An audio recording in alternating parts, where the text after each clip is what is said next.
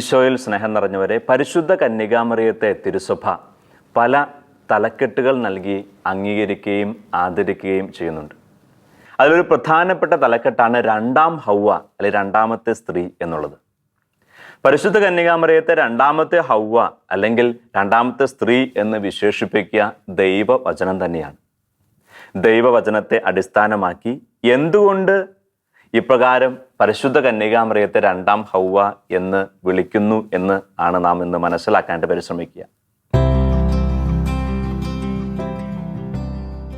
പ്രത്യേകം നാം ഓർത്തിരിക്കേണ്ട ഒരു കാര്യം, 2-ാം നൂറ്റാണ്ട് മുതൽ ഈ ഒരു ദൈവവചനത്തിന്റെ സ്വഭാവം പരിശുദ്ധ കത്തോലിക്ക സഭയും സഭയിലെ പണ്ഡിതരും മനസ്സിലാക്കിയിരുന്നു എന്നുള്ളതാണ്. ഹവ്വായിലൂടെ മരണവും മറിയത്തിലുള്ള ജീവനും എന്ന് വിശുദ്ധ ഇറണേവൂസും അതുപോലെ വിശുദ്ധ ജസ്റ്റിൻ ദ മാർട്ടിയറും 2-ാം നൂറ്റാണ്ടിൽ എഴുതിയ ചില പുസ്തകങ്ങളിൽ പറയുന്നതായിട്ട് നാം കാണുന്നുണ്ട്. അപ്പോൾ 2-ാം നൂറ്റാണ്ട് മുതലേ തിരുസഭ ഇത് അറിഞ്ഞിരുന്നു എന്നു മാത്രമല്ല, 2-ാം നൂറ്റാണ്ട് മുതൽ ദൈവശാസ്ത്രപരമായ പഠനത്തിൻ്റെ ഒരു വിഷയം കൂടിയാണിത്. നമുക്ക് എന്തൊക്കെയാണ് പരിശുദ്ധ കന്യകാമറിയവും ഹവ്വയും തമ്മിലുള്ള താരതമ്യമെന്നും വ്യത്യാസമെന്നും ഒന്ന് മനസ്സിലാക്കാനായിട്ട് പരിശ്രമിക്കാം. ദൈവവചനത്തിൽ പാപം ആരംഭിക്കുന്നിടത്ത് ഒരു സ്ത്രീയുടെ സാന്നിധ്യമുണ്ട്. അതുപോലെ തന്നെ ഇതാ രക്ഷാകരമായ ദൈവിക പ്രവൃത്തി യേശുക്രിസ്തുവിൽ ആരംഭിക്കുന്നിടത്തും ഒരു സ്ത്രീയുടെ സാന്നിധ്യമുണ്ട്. അപ്പൊ ആദ്യം പറുദീസായിൽ മനുഷ്യനെ ദൈവം സൃഷ്ടിച്ചു എന്ന് പറഞ്ഞ് ആ മനുഷ്യൻ പറുദീസയിലായിരിക്കുമ്പോൾ അവിടെ പാപത്തിന്റെ സാന്നിധ്യം ആദ്യമായിട്ട് എപ്പോൾ കടന്നു വരുന്നോ അവിടെ ഒരു സ്ത്രീ തിരിച്ച് ഇങ്ങേ വശത്ത് ഈ പാപത്തിൽ നിന്ന് ദൈവജനത്തെ രക്ഷിക്കാൻ വേണ്ടി സ്വർഗത്ത് ദൈവം ഇറങ്ങി വന്ന് ദൈവം തന്റെ ദൗത്യം ആരംഭിക്കുന്നിടത്തും ഒരു സ്ത്രീ സാന്നിധ്യം. അപ്പൊ 2 സ്ത്രീ സാന്നിധ്യങ്ങൾ നാം എടുത്തു വെക്കുകയാണ്. ആ 2 സ്ത്രീ സാന്നിധ്യങ്ങളുടെ വ്യത്യാസങ്ങളും ഒപ്പം തന്നെ താരതമ്യങ്ങളുമാണ് നാം ഇപ്പോൾ മനസ്സിലാക്കാണ്ട് പോവുക. ഒന്നാമത്തത് ഹവ്വ, ആദ്യത്തെ സ്ത്രീ. ഈ ഹവ്വായുടെ അടുത്ത് ഇതാ ഒരു സന്ദേശവുമായിട്ട് സർപ്പം കടന്നു വരുവാണ്. സർപ്പത്തിലൂടെ പിശാച് കടന്നു വരുവാണ്. ആരാണ് ഈ പിശാച്? പിശാച് എന്ന് പറഞ്ഞാൽ സ്വർഗത്തിൽ നിന്ന് പുറന്തള്ളപ്പെട്ട മാലാഖയാണ്. എന്ന് പറഞ്ഞാൽ ഒരു ഫാളൻ ഏഞ്ചൽ എന്ന് ഇംഗ്ലീഷിൽ പറയും, വീണുപോയ മാലാഖ.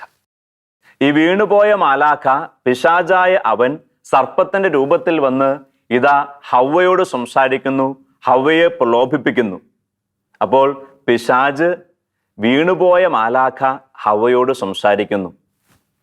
ഇങ്ങേ വശത്ത് നാം കാണുന്നു പരിശുദ്ധ കന്യകാമറിയത്തിന്റെ അടുത്തുനിന്ന് സ്വർഗത്തിൽ നിന്ന് മാലാഖ വരുക. സ്വർഗത്തിൽ നിന്ന് മാലാഖ വന്ന് മറിയത്തിനടുത്ത് സംസാരിക്കുന്നു. അപ്പൊ ആദ്യത്തെ താരതമ്യ പഠനത്തിൽ ഇരുവശത്തും നാം കാണുന്നു ഇതാ ഒരു സൂപ്പർ നാച്ചുറൽ, പ്രകൃത്യാതീതമായ ഒരു ഇടപെടൽ ഈ 2 സ്ത്രീകൾക്കും ലഭിക്കുവാണ്. ഹവ്വായുടെ അടുത്ത് പിശാച് വന്ന് സംസാരിക്കുന്നു, ഇങ്ങേ വശത്ത് മറിയത്തിൻ്റെ അടുത്ത് മാലാഖ വന്ന് സംസാരിക്കുന്നു. ഒന്നാമത്തെ സ്ത്രീ ഹവ്വായുടെ അടുത്ത് പിശാച് വന്ന് സംസാരിക്കുക ദൈവത്തെ ധിക്കരിക്കാനാണ്.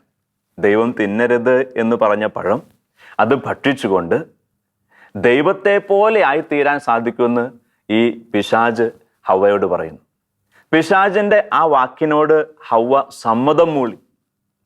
പിശാചിന്റെ ആ വാക്കിനോട് സമ്മതം മൂളി ദൈവത്തെ ധിക്കരിച്ചുകൊണ്ട് ആദ്യത്തെ പാപത്തിന് അവൾ കൂട്ടുനിന്നു, അല്ലെങ്കിൽ കാരണമായിട്ട് മാറി. എന്ന് പറഞ്ഞാൽ ദൈവത്തെ ധിക്കരിക്കുക, അനുസരിക്കാതിരിക്കുകയാണ് ആദ്യത്തെ സ്ത്രീ ചെയ്തത്. ഇനി രണ്ടാമത്തെ സ്ത്രീ പരിശുദ്ധ കന്യകാമറിയം എന്താ ചെയ്തത്?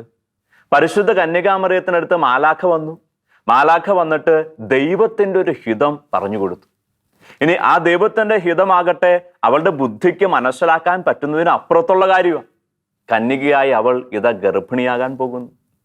കന്യകയായി അവൾ ഗർഭിണിയായിട്ടുണ്ടെങ്കിൽ കല്ലെറിഞ്ഞ് കൊല്ലപ്പെടും എന്നുള്ളൊരു വലിയ ദുരന്ത ഭീഷണി അവളുടെ മുന്നിൽ നിൽക്കുന്നുണ്ട്. അവൾക്ക് മനസ്സിലാവണില്ല എന്താ മാലാഖ പറഞ്ഞതെന്ന്. ഇതെങ്ങനെ സംഭവിക്കും നമുക്ക് അറിയത്തില്ല. പക്ഷെ അപ്പോഴും ഇത് മനസ്സിലാകാതിരിക്കുമ്പോഴും ഇത് സംഭവിച്ചാൽ താൻ കൊല്ലപ്പെടാനുള്ള സാധ്യതയുണ്ടെന്ന് തിരിച്ചറിയുമ്പോഴും പരിശുദ്ധ മാലാഖയിലൂടെ വന്ന ദൈവത്തിന്റെ ഹിതത്തെ അംഗീകരിക്കുന്നു. എന്ന് പറഞ്ഞാൽ ദൈവത്തെ അനുസരിക്കാൻ അവൾ കൂട്ടാക്കുന്നു. ഒന്നാമത്തെ സ്ത്രീ ആദ്യത്തെ ഹവ്വ ദൈവത്തെ ധിക്കരിച്ചപ്പോൾ രണ്ടാമത്തെ സ്ത്രീ പരിശുദ്ധ കന്യകാമറിയം ദൈവത്തിന്റെ ഹിതത്തോട് യെസ് പറഞ്ഞു, സമ്മതം മൂളി, അനുസരിക്കാൻ തയ്യാറായി. ഹവ്വായുടെ അനുസരണക്കേടിലൂടെ പാപം, അതിലൂടെ മരണവും ഈ ലോകത്ത് പ്രവേശിച്ചുവെങ്കിൽ പരിശുദ്ധ കന്യകാമറിയത്തിന്റെ അനുസരണത്തിലൂടെ ദൈവത്തിൻ്റെ കൃപയും ദൈവീക രക്ഷയും ഈ ലോകത്തിൽ പ്രവേശിക്കുന്നു. അപ്പോൾ പാപം ഈ ലോകത്തിൽ പ്രവേശിച്ചതിൽ ഒരു സ്ത്രീയുടെ സമ്മതമുണ്ട്. പിശാചിനോടാണ് അവൾ സമ്മതം മൂളിയത്, ദൈവത്തെയാണ് അവൾ ധിക്കരിച്ചത്. എന്നാൽ അതുപോലെ തന്നെ രക്ഷയും ദൈവകൃപയും ഈ ലോകത്തിലേക്ക് പ്രവേശിക്കുമ്പോൾ അവിടെയും ഒരു സ്ത്രീയുടെ സമ്മതമുണ്ട്. അവൾ സമ്മതം മൂളിയത് മാലാഖിയോടാണ്, ദൈവത്തോടാണ്. ദൈവത്തിൻ്റെ ഹിതം അനുസരിച്ചാണ് അവൾ മുന്നോട്ട് പോയത്. പാപത്തിൻ്റെയും മരണത്തിൻ്റെയും ആരംഭത്തിൽ ഒരു കൂട്ടായ്മ നാം കാണുന്നുണ്ട്. അവിടെ ആദവും ഹവ്വയുമാണ് കൂട്ടായ്മയിലുള്ളത്. ആദവും ഹവ്വയും അവർ ഒരുമിച്ച് ആണ് പാപം ചെയ്യുക, അല്ലെങ്കിൽ പാപത്തിൽ ഒരു കൂട്ടായ്മ ഉണ്ടായിരുന്നു. അതുപോലെ തന്നെ മനുഷ്യന്റെ രക്ഷയ്ക്ക് വേണ്ടിയും ഒരു കൂട്ടായ്മ ദൈവം തീരുമാനിച്ചു. അവിടെ കൂട്ടായ്മ ദൈവപുത്രനായ യേശു ക്രിസ്തുവും പരിശുദ്ധ കന്യകാമറിയുമാണ്. പാപം ചെയ്യാൻ ആദവും ഹവ്വയും സഹകരിച്ചു എങ്കിൽ ഇപ്പുറത്ത് മനുഷ്യകുലത്തെ പാപത്തിൽ നിന്ന് രക്ഷിക്കാനായിട്ട് ഇതാ ദൈവപുത്രനായ യേശു ക്രിസ്തുവിനോട് പരിശുദ്ധ കന്യകാമറിയം സഹകരിക്കുന്നതാണ് നാം കാണുക. പ്രകൃത്യാ കൊണ്ട്, ജന്മം കൊണ്ട് ഹവ്വ സകല മർത്യരുടെയും മാതാവാണ്. അങ്ങനെയെങ്കിൽ ഇതാ ഇങ്ങേ വശത്ത് രണ്ടാമത്തെ സ്ത്രീ, രണ്ടാമത്തെ ഹവ്വ ആയ പരിശുദ്ധ കന്യകാമറിയം ആത്മാവ് കൊണ്ട്, ദൈവകൃപ കൊണ്ട് നിത്യരക്ഷയിലേക്ക് വരുന്ന എല്ലാ വിശ്വാസികളുടെയും മാതാവായിട്ട് മാറുന്നു. ഒരുവൾ പ്രകൃതി നിയമം കൊണ്ട്, ജന്മം കൊണ്ട് മാതാവായിട്ട് മാറുമ്പോൾ മറ്റൊരുവൾ ദൈവകൃപ കൊണ്ട്, ദൈവവിശ്വാസം കൊണ്ട് മാതാവായി തീരുന്നു. പ്രിയപ്പെട്ടവരെ, ഈ കാണുന്നവയൊക്കെയാണ് പരിശുദ്ധ കന്യകാമറിയവും ആദ്യത്തെ സ്ത്രീയായ ഹവ്വയും തമ്മിലുള്ള ബന്ധവും വൈരുദ്ധ്യവും. അപ്പൊ നാം കാണുന്നു, ഒരിടത്ത് എല്ലാം തിന്മയായിട്ട് വരുമ്പോൾ മറ്റൊരിടത്ത് എല്ലാം നന്മയായിട്ട് വരുന്നു. ആദ്യത്തെ ഒരു സ്ത്രീയിലൂടെ തിന്മ ഈ ലോകത്തിലേക്ക് വരാൻ കാരണമായി എങ്കിൽ ഇതാ അപ്പുറത്ത് മറ്റൊരു സ്ത്രീയെ നന്മ കൊണ്ടുവരാൻ, രക്ഷ കൊണ്ടുവരാൻ ദൈവം തൻ്റെ പങ്കാളിയാക്കി മാറ്റുവാണ്. പരിശുദ്ധ കന്യകാമറിയവും ഹവ്വയും തമ്മിലുള്ള ഈ താരതമ്യവും വൈരുദ്ധ്യവും നമ്മുടെ മനസ്സിൽ വെച്ചിട്ട് വേണം ഇനി എന്തുകൊണ്ട് പരിശുദ്ധ കന്യകാമറിയം രണ്ടാം ഹവ്വയായിട്ട് മാറുന്നു എന്ന് മനസ്സിലാക്കാനായിട്ട്. നാം കാണുന്നു, പാപത്തിൻ്റെ ശിക്ഷയെക്കുറിച്ച് ദൈവം ഉൽപ്പത്തിയിൽ പറയുമ്പോൾ, ഉൽപ്പത്തി പുസ്തകം 3-ാം അധ്യായം അതിൻ്റെ 15-ാം വാക്യത്തിൽ സർപ്പത്തോട് ദൈവപ്രകാരം പറയുവാണ്, നീയും സ്ത്രീയും തമ്മിലും നിന്റെ സന്തതിയും അവളുടെ സന്തതിയും തമ്മിൽ ഞാൻ ശത്രുത ഉളവാക്കും. അവൻ നിന്റെ തല തകർക്കും, നീ അവൻ്റെ കുതികാലിൽ പരിക്കേൽപ്പിക്കും. പ്രിയപ്പെട്ടവരെ, പിശാചുമായിട്ട് ശത്രുതയിലാവുന്ന ഒരു സ്ത്രീയെക്കുറിച്ചും അവളുടെ മകനെക്കുറിച്ചുമാണ് ദൈവം അവിടെ സംസാരിക്കുക. വരാനിരിക്കുന്ന ഒരു സ്ത്രീ, വരാനിരിക്കുന്ന ഒരു മകൻ.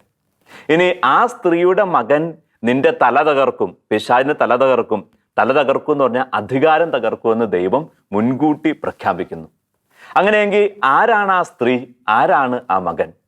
ആ മകൻ വേറെ ആരുമല്ല, നമ്മുടെ കർത്താവായ യേശു ക്രിസ്തുവാണ്. നമുക്ക് നിസ്സംശയം പറയാൻ പറ്റും. യേശു തൻ്റെ കുരിശുമരണത്തിലൂടെ, തൻ്റെ രക്ഷാകരമായ ജീവിതത്തിലൂടെ പിശാചിന്റെ പാപത്തിന്റെ തലയെ തകർത്തു. അങ്ങനെയെങ്കിൽ ആരാണ് ആ സ്ത്രീ? അത് അവൻ്റെ അമ്മയായ പരിശുദ്ധ കന്യകാമറിയം തന്നെയാണ്. ഒന്നുകൂടി നമ്മുടെ മനസ്സിലാക്കുന്നു, പിശാചുമായി ശത്രുതയിലാണ് ഈ രണ്ടുപേരും. അമ്മയും മകനും പിശാചുമായിട്ട് ശത്രുതയിലാണ്. രണ്ടുപേരും ഒന്നിച്ചാണ് പിശാചുമായിട്ട് യുദ്ധം ചെയ്യുക. പിശാചിന്റെ തലയെ തകർക്കുന്നവൻ, ആത്യന്തികമായിട്ട് വിജയം വരിക്കുന്നവൻ മകനാണെങ്കിലും ഒപ്പം ആ സ്ത്രീ അമ്മയും കൂടെയുണ്ട്. അങ്ങനെയെങ്കിൽ ആരാണ് പിശാചുമായിട്ട് ശത്രുതയിലായിരിക്കുന്ന ആ സ്ത്രീ? നമുക്കറിയാം, യോഹന്നാന്റെ സുവിശേഷം 8-ാം അധ്യായം അതിൻ്റെ 34-ാം വാക്യം വചനം പറയാം, പാപം ചെയ്യുന്നവൻ പാപത്തിന്റെ അടിമയാണ്. അപ്പോൾ പാപമുള്ള ഒരു വ്യക്തി ആയിരിക്കില്ല ഒരിക്കലും ഈ പിശാചുമായി ശത്രുതയിൽ ഉള്ള, പിശാചിന്റെ തലയെ തകർക്കാൻ കൂട്ടുനിൽക്കുന്ന വ്യക്തി.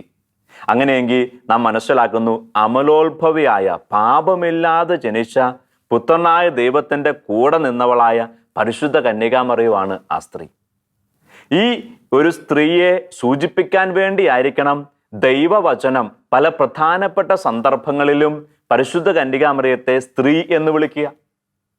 പ്രത്യേകിച്ച് നാം കാണുന്നു, കർത്താവായ ഈശോ തൻ്റെ പരസ്യജീവിതം ആരംഭിക്കുമ്പോൾ യോഹന്നാന്റെ സുവിശേഷം നാം മനസ്സിലാക്കുവാണ്, അതിൻ്റെ 2-ാം അധ്യായത്തിൽ കാനായിലെ കല്യാണ വിരുന്നിൽ വെള്ളം വീഞ്ഞാക്കുന്ന അത്ഭുതം പ്രവർത്തിച്ചുകൊണ്ടാണ് ഈശോ തൻ്റെ രക്ഷാകര ദൗത്യം, പരസ്യജീവിതം ആരംഭിക്കുക. അങ്ങനെയെങ്കിൽ ആ പരസ്യജീവിതം ആരംഭിക്കുന്ന വേളയിൽ പരിശുദ്ധ കന്യകാമറിയത്തെ തൻ്റെ സ്വന്തം പുത്രൻ സ്ത്രീയെ എന്ന് വിളിക്കുക. ചിലപ്പോൾ ചിലരെങ്കിലും പരിശുദ്ധ കന്യകാമറിയത്തോളം ബഹുമാനക്കുറവുകൊണ്ട് ആദരക്കുറവുകൊണ്ടാണ് അങ്ങനെ വിളിക്കുന്നത് സംശയിക്കുന്നുണ്ട്. പ്രിയപ്പെട്ട, ഒരിക്കലും അല്ല.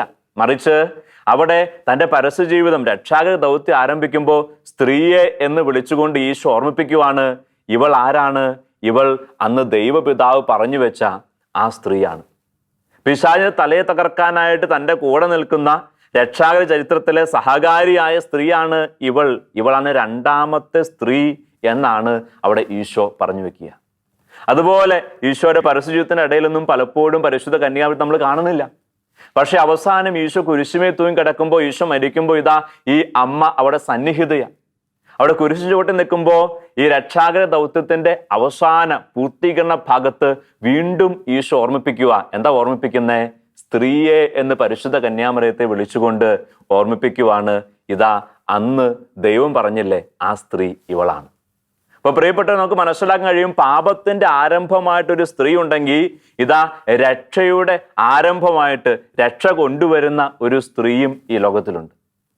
പാപത്തിന്റെ ആരംഭമായിട്ട് കാരണക്കാരിയായിട്ട് മാറിയത് ഹവ്വ എന്നൊരു സ്ത്രീ ആണെങ്കിൽ രക്ഷയുടെ കാരണക്കാരിയായിട്ട് മാറിയത് പരിശുദ്ധ കന്യകാമറിയം എന്ന സ്ത്രീയാണ്. അതുകൊണ്ടാണ് പരിശുദ്ധ കന്യകാമറിയത്തെ തിരുസഭ രണ്ടാം ഹവ്വ എന്ന് വിളിക്കുക. പ്രിയപ്പെട്ടവരെ, 1974 പോൾ ആറാമൻ മാർപ്പാപ്പ മരിയാലിസ് കുൾത്തൂസ് എന്ന തൻ്റെ അപ്പസ്തോലിക പ്രബോധനത്തിലൂടെ മറിയത്തെ രണ്ടാം ഹവ്വ എന്ന് വിളിക്കുന്നതിലൂടെ അതിനൊരു ആധികാരികതയും നൽകുന്നുണ്ട്. പരിശുദ്ധ കന്യകാമറിയത്തെ രണ്ടാമത്തെ ഹവ്വ എന്ന രീതിയിൽ ദൈവവചനം നമ്മുടെ മുമ്പിൽ അവതരിപ്പിക്കുമ്പോൾ അതിന് സഭ അംഗീകാരം നൽകി രണ്ടാമത്തെ ഹവ്വ എന്ന് അവളെക്കുറിച്ച് പറയുമ്പോൾ എന്താണ് അതിലൂടെ നമുക്ക് നൽകുന്ന സന്ദേശം? ഇതാ രണ്ട് സ്ത്രീകളെ ദൈവത്തിൻ്റെ വചനം നമ്മുടെ മുമ്പിൽ വെക്കുവാണ്.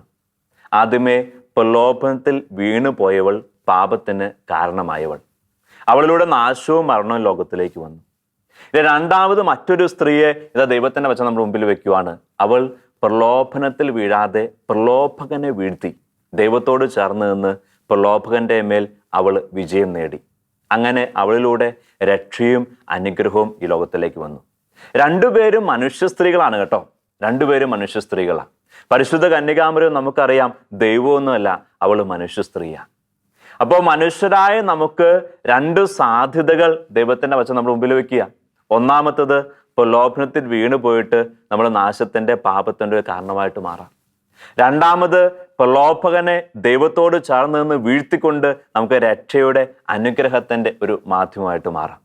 ഈശോയിൽ സ്നേഹം നിറഞ്ഞവർ, രണ്ടാം ഹവ്വയായ പരിശുദ്ധ കന്യകാമറിയത്തെ പോലെ രക്ഷയ്ക്ക് കാരണമാകുന്നവർ, രക്ഷയ്ക്ക് ജന്മം നൽകുന്നവരായിട്ട് മാറാൻ നമുക്ക് പരിശ്രമിക്കാം. ഈശോ നമ്മെ അനുഗ്രഹിക്കട്ടെ.